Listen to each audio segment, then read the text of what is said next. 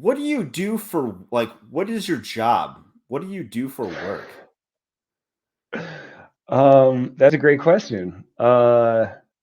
For almost a decade, I was very purposefully staying below the income tax threshold, which was around Yes. $12,000 a year or something.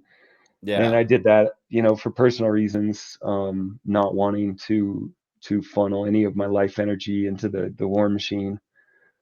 Um, but it got to the point where I really wanted to get my own project off the ground, and um, I'm very fortunate in that my partner has a full-time job where she works remote, um, and she could just barely like afford this place, um, and at the same time it's a bit much for her to handle on her own.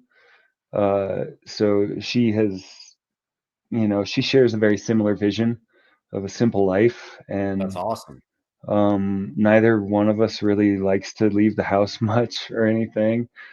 So for the last several years, I was working on a very well-established nonprofit in San Diego. They're doing a lot of good work.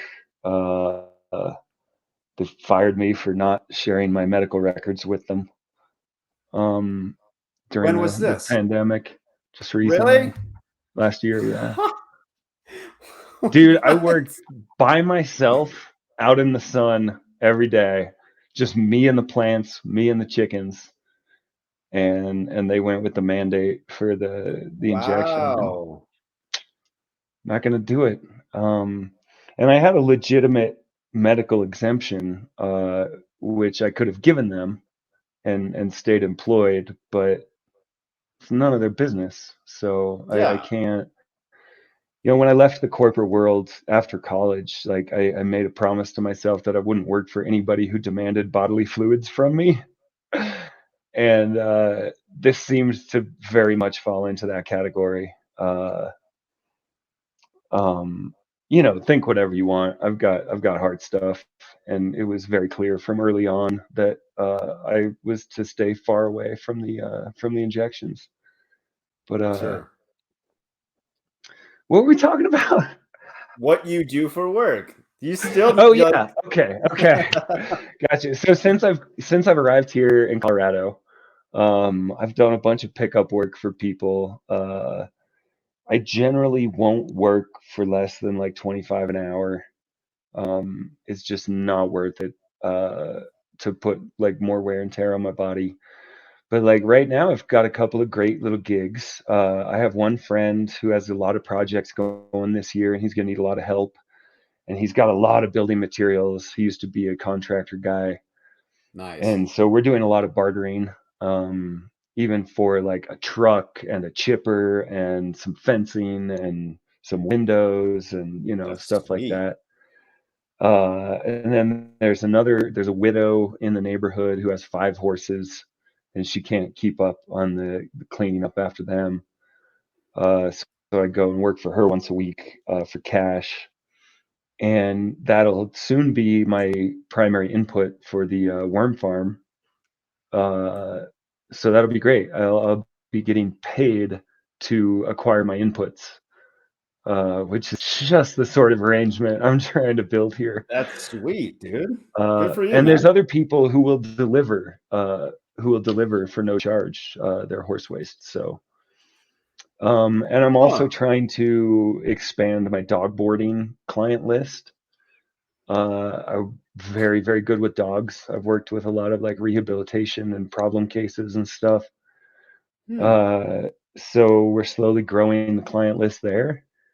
The goal being to bring in at least a few $100 a week from dog boarding, um, which would cover, basically gas and groceries and most of our consumables and stuff, uh, which would be great.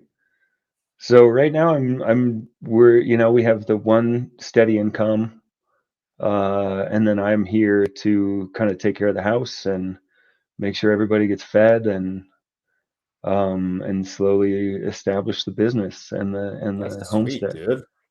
I'm gonna tell my Very buddy about you who lives in Castle Rock. He's got like a, yeah, I don't know, 100 pound white German Shepherd that nice. whenever they go out of town, they're like, hey, use this guy. He's got Oh, 2 acres in the definitely, woods. man. Yeah.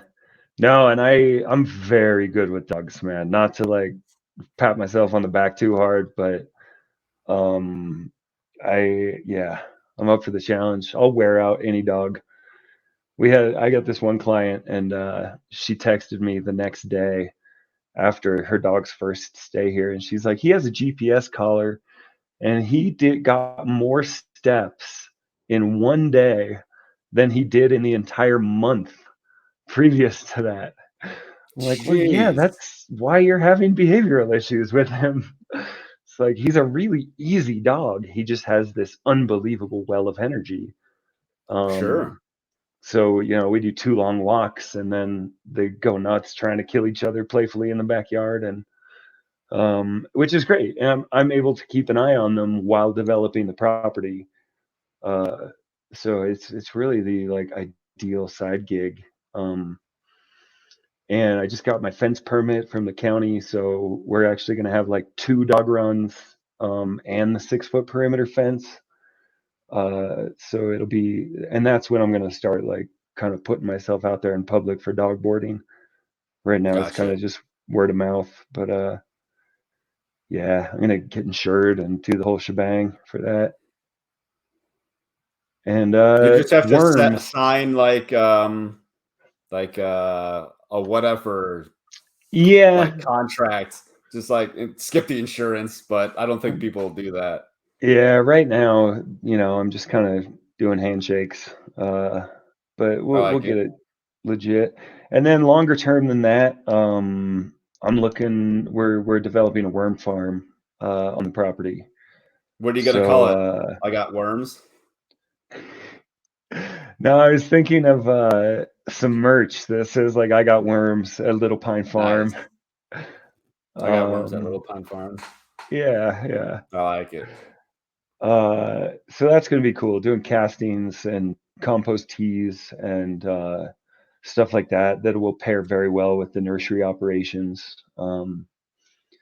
There's a lot of people all over doing really well with small casting operations, and I think that is only going to get more and more significant as the fertilizer crisis kind of continues. Yeah. Yeah, I suppose if it can Um, be instead of like just fertilizer, if you can do like compost tea, so like it's like a heavy concentration and then you can dilute it, mhm. you can actually spray it like a little it um Oh should be yeah. able to get you further like with the same I don't know. I guess I'm not like a soil biologist or whatever, No, but I like amending with some castings in the spring, or really even in the fall under some really deep mulch um, is even better. Just depending on where your frost line is at and how hard you're mhm, going to freeze and whatever. Uh, but yeah, the tea thing is huge. So many people will go and buy these expensive jugs of expensive nutrients, and it's like a bottle of dead stuff that could be more bioavailable, and a lot of it is just going to wash away, and some of it is not really going to be able to flush from your plants very well. hmm, I got a lot of exposure to that. Like, oh, it's a big jug of dead stuff, but it says OMRI on it, so we're good. Um, right. so I would like to do, whether it's here on the property or at specific markets, do like a live compost tea operation That'd be sweet. where it's like bubbling right there in the stand, and you fill up their bottle and send them home and be like, hey, use that in the next 4 hours, um, or the next as soon as you can, really. Yeah, yeah. As soon as it runs out of oxygen, it's going to start dying. So um, Hmm. yeah, I think that'll be really fun. It's just more of my effort to sell tools and supplies and not be slinging fresh veg. Um, That makes a lot of enable sense. enable other people to largely grow their own vegetables. Like, what if we only had like regional centralized agriculture for like some grains and maybe some livestock done in an intelligent way. And then everybody else like grew their own vegetables, you know, or everybody at least got their vegetables from within a mile or two of them, which I think is very Make a big possible. difference. Oh yeah, definitely. You know, the densest cities would have a little trouble at first, but there's always They're going to be dying anyways. Who there. cares? Well, and as more people move out, that opens up more opportunities for vertical agriculture and rooftop gardens and all sorts of stuff Yeah, like that, you know? every other floor can now be a Mhm. community garden or something. Yeah. That'd be You crazy. know, there's this one more book that has had a really profound impact on me. It's called A Pattern Language. Um, and it's specifically written for like architects and city planners and stuff like that. But it really is like a whole new language, which gives you a whole new perspective with like with which to approach anything. Whether it's like designing a couple of acres or like there's this guy on Twitter, Untapped Growth, who's brilliant and trying to I've start seen this his huge stuff. community in Texas, putting out a lot of really good stuff, really amazing vision that that guy's got. Uh, and you know, if you're involved in these types of dreams and these types of solutions to our problems, pick up this book, A Pattern Language. It's it's brilliant. It so accurately reflects like the human condition and how we can, you know, have very diverse cultural landscapes and still work together and decentralize and make ourselves more secure and resilient and really cool. Just designing our civilization at a human scale, you know, instead of at a Mhm. car scale or factory scale or whatever. Very cool. Pattern language. I'll throw that in the notes if when I go Cool. back and do like a little bit of editing. But